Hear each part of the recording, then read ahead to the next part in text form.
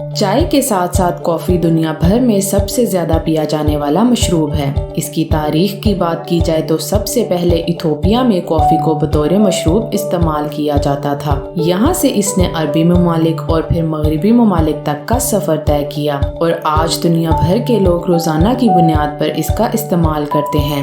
यूँ तो इसे ज़्यादातर एक्टिव और अलर्ट रहने के लिए पिया जाता है, मगर आजकल वज़न कम करने के लिए भी इसे इस्तेमाल किया जा रहा है। मगर क्या इसके कोई नुकसानात भी हैं या फिर इसकी कितने मिकदार का रोज़ाना इस्तेमाल आपके लिए महफूज है? इन सब सवालों के जवाब आज की इस वीडियो में जानते हैं। कॉफ़ी बनाने के लिए कुछ मखसूस किस्म के पौधों के बीज, पत्तों या फल को इस्तेमाल किया जाता है, जिन्हें प्रोसेसिंग के मुख्तलिफ मराहिल से गुजार कर कॉफ़ी बीन्स की शक्ल दी जाती है। अगर इसके बुनियादी अज्जा की बात की जाए तो इसमें मुख्तलिफ किस्म के केमिकल कंपाउंड्स पाए जाते हैं, मसलन कैफीन, पॉलीफिनोल्स और डायटरपीन्स। इसके अलावा कुछ मिकदार में इसमें मुख्तलिफ विटामिन्स और मिनरल्स भी पाए जाते हैं। कैफीन वो कंपाउंड है जिसकी बदौलत कॉफी पीने के बाद हम एक्टिव और अलर्ट महसूस करते हैं। पॉलीफिनोल कंपाउंड्स एंटीऑक्सीडेंट प्रॉपर्टीज के हामिल होते हैं, जबकि डायटरपीन्स एंटी कैंसरस और एंटी डायबिटिक यानी शुगर और कैंसर की बीमारी के खिलाफ कई खुसूसियात रखते हैं।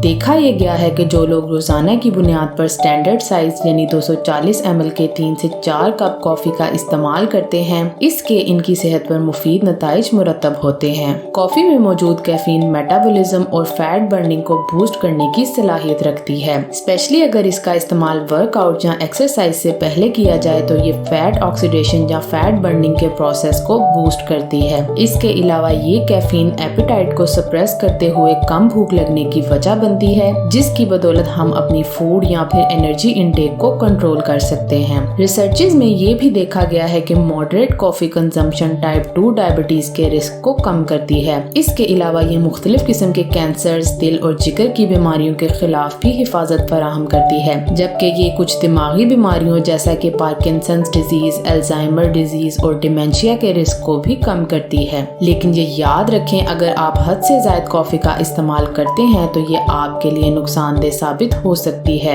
इसकी ओवर कंजम्पशन बार बार पेशाब आने, बेचैनी, इज़्तिराब, सर दर्द और इंसोम्निया यानी नींद ना आने की वजह बन सकती है। गैस्ट्रोइसोफेजियल रिफ्लक्स डिजीज या फिर स्टमक एसिडिटी से मुतासरा अफराद के लिए भी ये तकलीफ बढ़ा सकती है और बाज़ औक़ात लूज मोशंस की वजह भी बनती है। तहकीक इस बात को साबित करती है कि कॉफी में मौजूद डायटरपीन्स हमारे जिस्म में बैड कोलेस्ट्रॉल यानी LDL के लेवल्स को बढ़ाते हैं, लिहाजा ये ब्लड प्रेशर और दिल के दूसरे मसाइल को जन्म दे सकती है। प्रेग्नेंट खवातीन को भी कॉफी का इस्तेमाल सोच समझकर अपने डॉक्टर या डाइटिशियन की हिदायत के मुताबिक करना चाहिए, क्योंकि इसमें मौजूद कैफीन इनके बच्चे पर असरअंदाज हो सकती है। लिहाजा रिकमेंड ये किया जाता है कि प्रेग्नेंट खवातीन कॉफी से मुकम्मल परहेज करें या फिर ज्यादा से ज्यादा इसका इस्तेमाल 1 कप तक महदूद रखें। याद रखें, कैफीन न सिर्फ कॉफी में मौजूद होती है बल्कि कार्बोनेटेड ड्रिंक्स, एनर्जी ड्रिंक्स, चाय और चॉकलेट्स में भी इसकी खासी मिकदार पाई जाती है और रिकमेंडेशन के मुताबिक एक दिन में 400 मिलीग्राम से ज्यादा कैफीन का इस्तेमाल नहीं करना चाहिए। 240 ml के 1 कप कॉफी में करीबन 80 से 100 मिलीग्राम, इसी तरह 1 कप चाय में 30 से 50 मिलीग्राम, 1 कप कार्बोनेटेड ड्रिंक में 20 से 30 मिलीग्राम, जबकि 1 कप एनर्जी ड्रिंक में 40 से 250 मिलीग्राम तक कैफीन मौजूद होती है।